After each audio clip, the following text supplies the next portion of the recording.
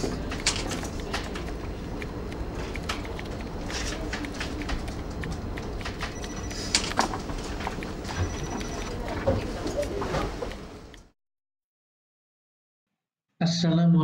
warahmatullahi wabarakatuh. Selamat datang di channel K3LL untuk semua, persembahan dari iHAS atau PT Inti HAS Solusi. Bertemu lagi dengan saya, Bayu Prakosa, yang akan menemani Anda di video ini. Salah satu alat pelindung diri yang sering kita gunakan dan paling banyak jenisnya adalah sarung tangan atau safety gloves. Mulai dari sarung tangan mekanik, sarung tangan kimia, sarung tangan listrik, sarung tangan las, dan lain-lain. Bagaimana sih kita memilih sarung tangan yang tepat? Nah, di video singkat kali ini kita akan membahas mengenai salah satu jenis sarung tangan atau safety gloves, yaitu sarung tangan mekanik.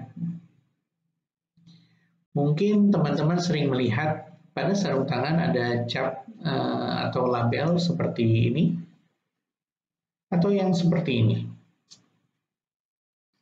Nah, simbol atau cap tersebut merupakan tanda sarung tangan tersebut telah memenuhi kriteria tertentu berdasarkan standar tertentu yang membantu teman-teman atau pengguna untuk memilih sarung tangan yang sesuai dengan kebutuhannya. Nah, untuk sarung tangan, terutama sarung tangan mekanikal, itu ada dua standar yang sering diacu di dunia persarung tanganan, ya, yaitu ANSI 105 dari Amerika Serikat atau EN 388 dari Eropa. Nah, di video kali ini saya akan mengulas mengenai standar EN 388 versi 2016. Karena dari satu simbol EN 388 itu bisa memberikan informasi tentang spesifikasi dari sarung tangan tersebut cukup detail ya, cukup banyak gitu dibandingkan dengan ANSI. Nah, coba kita bandingkan. Kalau simbol ANSI itu ada satu simbol untuk masing-masing jenis spesifikasi atau jenis tesnya ya, seperti cut resistant seperti ini, kemudian abrasion dan juga impact resistant atau yang lainnya. Sedangkan untuk EN 388, semua informasi tersebut, khususnya untuk sarung tangan mekanikal, itu ada hanya pada satu simbol saja. Jadi sudah lengkap dalam satu simbol saja untuk mechanical protection gitu ya. Tentunya di luar yang untuk chemical protection itu ada simbol terpisah biasanya. Nah, coba kita bedah ya mengenai simbolnya. Nah, di simbol EN388 ada angka-angka dan huruf yang tertulis di bagian bawah dari simbolnya. Nah, apa saja sih artinya? Nah, di angka yang pertama itu menunjukkan tingkat ketahanannya terhadap abrasi atau gesekan. Angka kedua menunjukkan tingkat ketahanan sarung tangan terhadap goresan atau cut dengan cup test, goresan yang memotong gitu ya, dengan metode cup test. Nah, angka ketiga itu menunjukkan ketahanan sarung tangan tersebut terhadap robekan atau tarikan. Jadi ada sobekan atau tarikan gitu ya, atau biasa disebut dengan tear. Dan angka keempat itu menunjukkan ketahanan terhadap tusukan atau puncture gitu ya, tusukan benda tajam, puncture.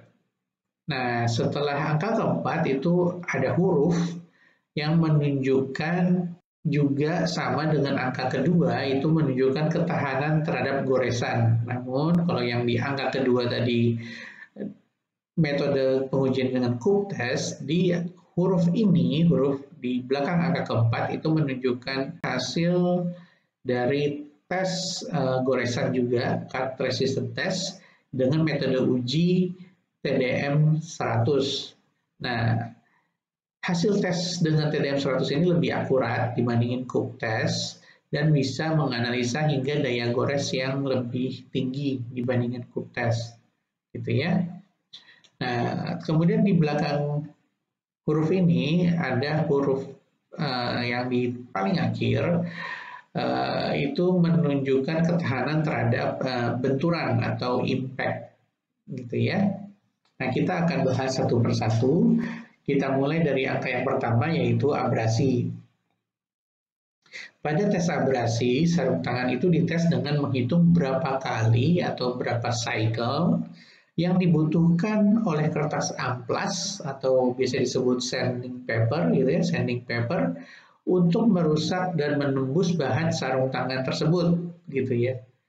Tentunya kertas amplas yang digunakan sudah ada standar tertentu ya, ukuran berapa untuk abrasinya berapa gitu tingkatnya ya, yang digunakan untuk tes ini. Nah, hasil dari tes tersebut menunjukkan tingkat ketahanannya terhadap abrasi yang diwakili oleh angka yaitu dari 1 sampai 4. Nah, angka 1 itu menunjukkan bahwa bahan tersebut bisa tahan hingga atau lebih dari 100 siklus. Dan angka 2 menunjukkan bahwa bahan tersebut itu bisa tahan hingga atau lebih dari 500 siklus. Di angka 3 menunjukkan bahwa bahan tersebut dapat tahan hingga 2000 siklus atau lebih. Dan di angka 4 yang menunjukkan level ketahanan paling tinggi itu menunjukkan bahwa bahan tersebut dapat tahan hingga atau lebih dari 8000 siklus.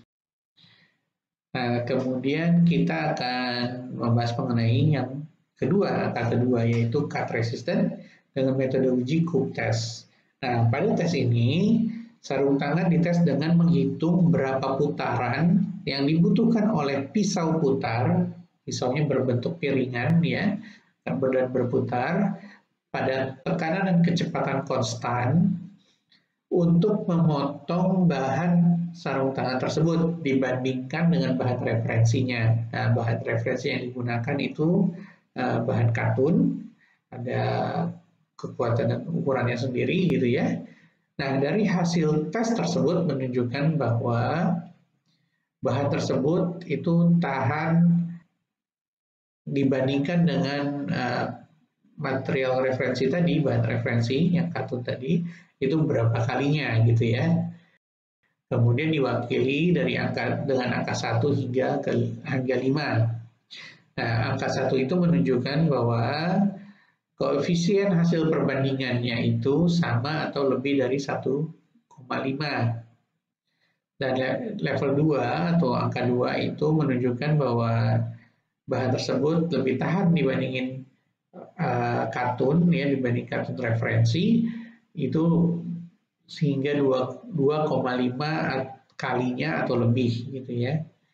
Nah, angka 3 menunjukkan bahwa bahan tersebut tahan hingga 5 kali atau lebih dari bahan referensinya. Nah, di level 4 itu menunjukkan bahwa bahan tersebut tahan hingga 10 kalinya atau lebih. Nah, level 5 itu menunjukkan bahwa bahan tersebut bisa mencapai koefisien 20 atau lebih gitu ya, dibandingkan dengan bahan referensi. Untuk angka ketiga itu tear resistance, sarung tangan dites dengan mengukur berapa besar gaya tarik yang bisa ditahan sebelum bahan tersebut robek gitu ya, ditarik hingga dia sobek, itu berapa besar gaya yang bisa ditahan. Nah, dari hasil tersebut tingkat ketahanannya itu diwakili angka 1 hingga 4. Nah, angka 1 menunjukkan bahwa bahan tersebut tahan terhadap tarikan hingga 10 Newton atau lebih gitu ya. Nah, angka 2 menunjukkan bahwa bahan tersebut bisa tahan hingga gaya 25 Newton atau lebih. Level 3 atau angka ketiga itu menunjukkan bahwa bahan tersebut tahan hingga kekuatan 50 Newton atau lebih. Dan di angka 4 menunjukkan bahwa bahan tersebut bisa menahan beban atau gaya tarik itu hingga 75 Newton atau lebih. Di angka keempat, ya, angka keempat itu yang menunjukkan ketahanan terhadap tusukan atau puncture resistance. Nah, pada tes ini bahan dites dengan tekanan, ya, dengan tekanan benda yang tajam hingga benda tajam tersebut bisa menembus atau membuat lubang pada bahan atau material dari sarung tangan. Tentunya ukurannya itu ukuran dari benda tajam tersebut sudah memenuhi atau mengikuti standar tertentu, ya. Nah, yang dihitung atau diukur adalah besar gaya yang dibutuhkan. Nah, hasilnya sama diwakili oleh angka, yaitu angka 1 hingga ke 4. Nah, angka 1 itu menunjukkan gaya yang bisa ditahan itu lebih dari 20 Newton.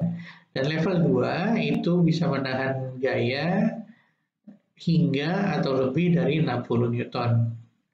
Level 3, angka 3 menunjukkan bahwa material tersebut bisa tahan hingga gaya 100 Newton atau lebih.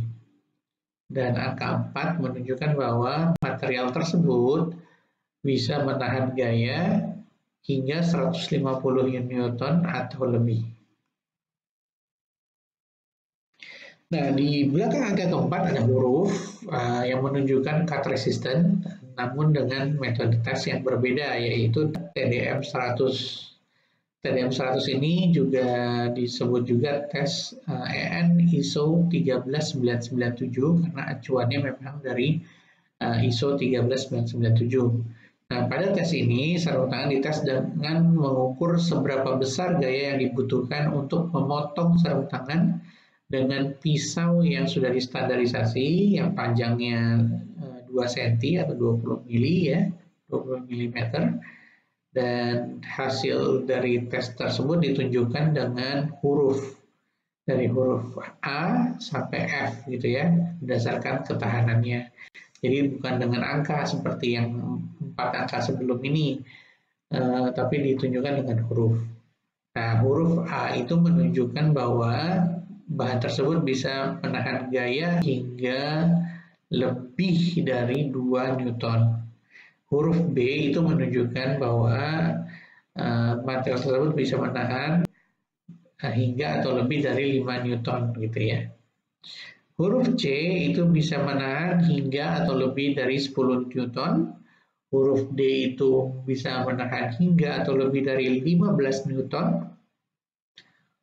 Huruf E bisa menahan hingga atau lebih dari 22 Newton.